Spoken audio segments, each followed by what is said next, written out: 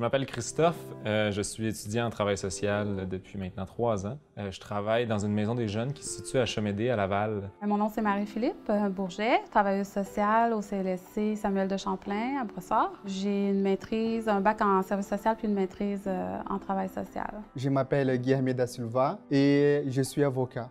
J'ai déjà rencontré certaines personnes qui m'ont jamais dit clairement ou expressément je ne sais pas ni lire ni écrire, mais pour moi, la façon dont ces personnes-là s'exprimaient, ça démontrait clairement que la personne était vraiment pas très éduquée. Étant donné que je travaille avec des jeunes, j'ai déjà rencontré des gens, entre autres, qui viennent juste d'arriver au Québec, qui savent pas lire, écrire le français, ou encore des jeunes ados qui ont coulé beaucoup, puis qui ont pris un gros retard dans leur éducation, ou qui sont sur le bord de décrocher.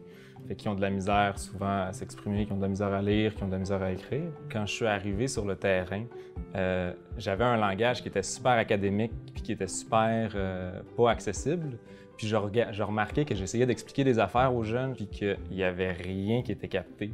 Puis qu'ils me regardaient avec des grands yeux puis ils faisaient juste ça, OK, c'est bon. Si je donne des références à la personne pour qu'elle puisse, par exemple, je sais pas, pour des banques alimentaires ou certaines choses qu'elle devrait faire des ressources, mais je prends pas pour acquis que la personne va être en mesure de se rendre. J'essaie vraiment de voir, y a-t-il des moyens, comment tu ferais pour te déplacer, est-ce que pour toi ça te convient si je te donne une adresse, parce que même une adresse, ça peut être vraiment anxiogène pour des gens qui savent pas lire, qui savent pas écrire. On apprend à l'école en travail social que notre outil principal, c'est nous-mêmes, mais on nous dit rarement aussi que la manière que tu vas avoir d'interagir avec quelqu'un d'autre, c'est par ton langage puis par ta parole. À l'université, on m'a jamais enseigné sur comment identifier une personne qui ne sait pas ni lire ni écrire. Souvent, c'est encouragé d'avoir un beau vocabulaire puis d'être capable de s'exprimer super bien à l'université.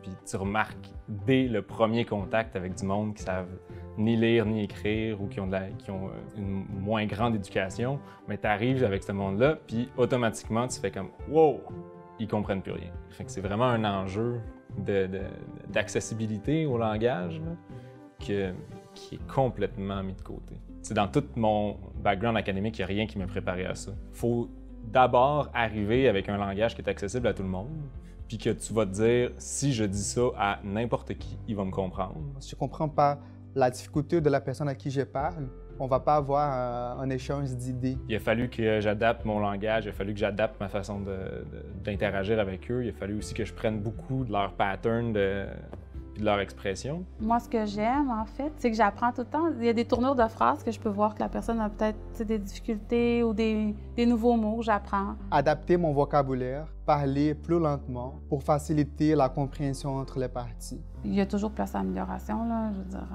il y a tellement de choses qu'on pourrait faire différemment, surtout en travail social où on est en lien avec des gens qui ont différents bagages. Puis on n'en parle pas beaucoup de cette population-là. On devrait en parler davantage, c'est sûr.